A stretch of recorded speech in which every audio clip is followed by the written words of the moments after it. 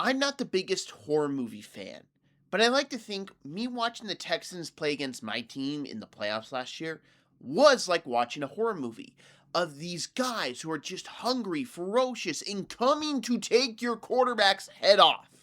They don't play nice. They play physical, they play aggressive, and they play terrifying.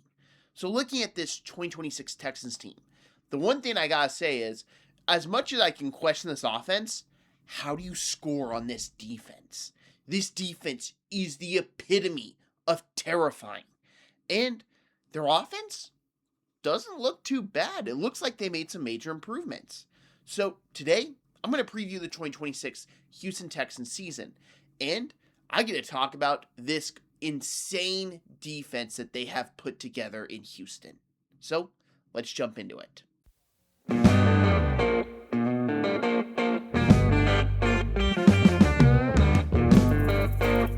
The Texans made some interesting moves in free agency.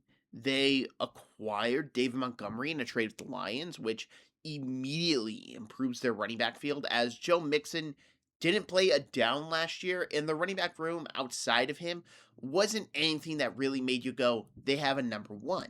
And that was a big issue last year, as many times you could think, hey, the Texans could use that guy that you really trust to stabilize the rushing unit, really gain out those yards, and they didn't have that.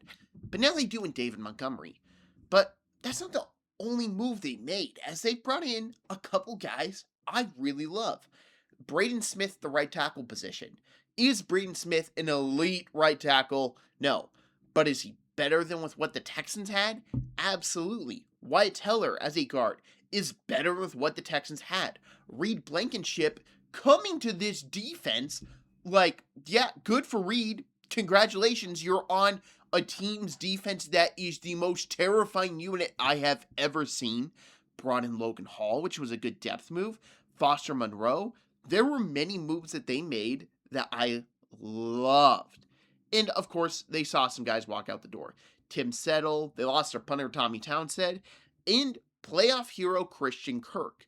But nothing I really think impacts this defense or team in general majorly. Tim Settle was a fine, good interior defensive lineman for them, but they fixed that in the draft, which I'll talk about here in a second. Tommy Townsend, really good punter, go Gators, but does he really matter that much that you had to go pay him? No, it doesn't. Christian Kirk, solid wide receiver, but again, it doesn't really hurt this team to lose him. They are so loaded, and they added a good number one running back for the team. They improved their offense line, which finally they've done so. Getting Reed Blankenship was pretty much the Texans going out shopping, being like, well, I don't really need him. We're pretty set, but it would just be fun. And isn't that what we want, is fun? And I just love that move from a front office standpoint.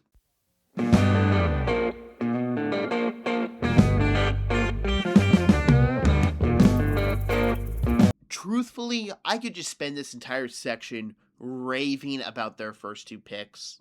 I just could. So I'm going to save that for last and talk about the other guys. Aiden Fisher, didn't watch a whole bunch of. Lewis Bond, again, didn't watch a whole bunch of. Kamari Ramsey, I was a little shocked he was on the board that late. I didn't like him as much as everyone else did. I thought he was a fine player, really could work in the right system, really reminded me a lot of Jalen Petrie, but just a worse version. But of course, the team that drafts him has Jalen Petrie, so they see Jalen Petrie in him, and they're probably going to utilize him as a backup version of that. Wade Woodaz didn't really care for, but that goes through my thought process of I don't really care for a lot of Clemson draft eligible players, as I don't like their developmental staff. Fabriachi Nawani, I feel like I butchered that name, I apologize. Oklahoma, he was fine. I wouldn't say it was anything spectacular, not something I'm going to hammer my fist on the table for, but for a fourth round pick, fine, works all the same. Marlon Klein, I think, is a good tight end, can bring them some versatility in the tight end room, as he's just a good blocker, can go out and catch the ball, but I really just don't see him being their major factor on the tight end room, but he's a solid, good player. Now let's get to the two guys I really want to discuss about. Caden McDonald. Who let the Texans get Caden McDonald? This dude was a rush defending god at Ohio State. He may not be the best pass rusher. He may not be, which is fine. Who cares if he's a great pass rusher? You see who they have in that defense already? Their best way to attack the Texans last year was to run inside the tackles, run the ball down their throat. The Texans saw that and said, how about no? And there's no argument. How do you play this defense? Oh, let's go and try and, run to the, Danielle Hunter's on that side. Will Anderson Jr.'s on that side. Run, Caden McDonald. Who let them get Caden McDonald? That's my question. Let alone, Caden McDonald was much better than a second-round pick. He was a first-round talent, but run defending, interior defense tackles, fall in the drafts, usually happens. Don't understand why, but it does. Great value, great pick by the Texans. And they also took Keelan Rutledge, who I loved and is a psychopath. He is that mean, nasty guard that teams want. You want that road gridder. You want that guy who's just going to go in there and just fight. That's Keelan Rutledge. Rutledge improves this team, not only as a pass blocker, but as a run defender. He'll get down, he'll pop the second level, he'll pop the third level of the defense. He will be mean, nasty, athletic. He's everything you want in a guard, and he's technically pretty great. The Texans finally addressed the offensive line this offseason, and I can't stress that enough of how much I am happy for this fan base and for this team in general that they did that, because it was the one unit that was holding them back. If this unit, with the additions they made in free agency and now drafting Keelan Rutledge, is good to go, they should terrify everyone. Keelan Rutledge is the perfect guard for David Montgomery because he'll clear the way, he'll be mean nasty, and then if you somehow get past Keelan Rutledge after you fight and scratch and claw and you're a little tired, you have this bowling ball of hate to come knock you down. It is a perfect fit. It is a perfect marriage. When you look at this team and how it's built, Keelan Rutledge is going to be a stud.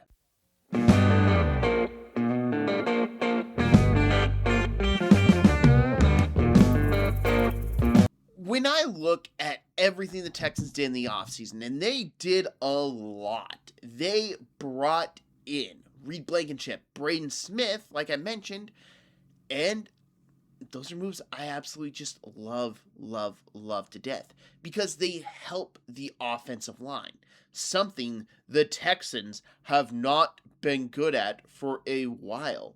They took an offensive lineman in the first round in Keelan Rutledge, who I, again, loved. It's just everything they've done seemed to be the course correction of we've kind of ignored our offensive line for too long. So let's improve it. And why is that important? Why am I starting my season prediction talking about that? Well, I think it's going to get you a better C.J. Stroud.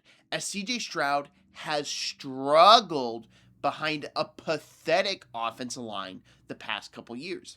We saw his rookie year, when he's got protection, when he's able to sit back there and rip it, the dude is amazing. But recently, we've only seen him running for his life or constantly being worried about getting hit. It's not good for a young quarterback or any quarterback to really have substantial success. I have said it in my Under Most Pressure video early this year. The Texans may eventually look to move off C.J. Stroud if this season doesn't go right. Not thinking that, it's not the Texans' fault, it's not C.J. Stroud's fault, it's both fault. C.J. Stroud, I don't think, fits the offense. I don't think he's acclimated well to the Texans offense as much as he should. And I don't think the Texans have done a great job building an offensive line around him. But here's the key thing. Talent. Talent. The Texans put talent on this offense line. The Texans have an extremely talented quarterback in C.J. Stroud. Those two things going together is a terrifying thought for every team in the NFL, not just the AFC, because this defense, if it stays healthy, will be one of the best, if not the very best defense in the NFL this year. This pass rushing duo of Will Anderson, Danielle Hunter is terrifying in all the best ways possible. They just pretty much will tell you, play ball. You know, the one way you could have beat us last year was running inside. We drafted a guy that his specialty is stopping the run. Isn't that awesome? Oh, you guys don't find it awesome? Well, too bad. We're going to destroy you. Because that's what the Texans do. And looking at their season this year, I had them as a legitimate Super Bowl threat. I had them as a chance to represent the AFC. Now, a big part of that is no one in the AFC I have 100% confidence in. Like, I look at the Chiefs, so many flaws beyond belief. I look at the Bills, that defense I don't like. The Ravens, that defense I don't like. And their interior offensive line is now actually worse than the Texans, which, wow, that's bad. And you have the Bengals, who can you really trust their defense fully? And let alone that offensive line, it's good. I wouldn't say the Bengals offensive line is good. It's average, but it's going to look really bad against this front that the Texans can put up. They have the talent to really surprise a lot of people, and it wouldn't shock me at all if they are playing in the Super Bowl this year because they are that talented. I had a conversation with my dad. It was right before the Bills game. And I noticed something of this Texans defense. I said, they're the dark horse to make the Super Bowl out of the AFC. And me and him have talked about this nonstop. Entering the playoffs, he told me they're my pick to represent the AFC. And I was like, oh, you're stealing it from me. And then we get to the Patriots game. And me and him both had the same thought. Man, Patriots got lucky. And he's a Seahawks fan. So he is very relieved that the Patriots won that game. But we both had the same thought when we discussed it. This Texans team would have gone to the Super Bowl.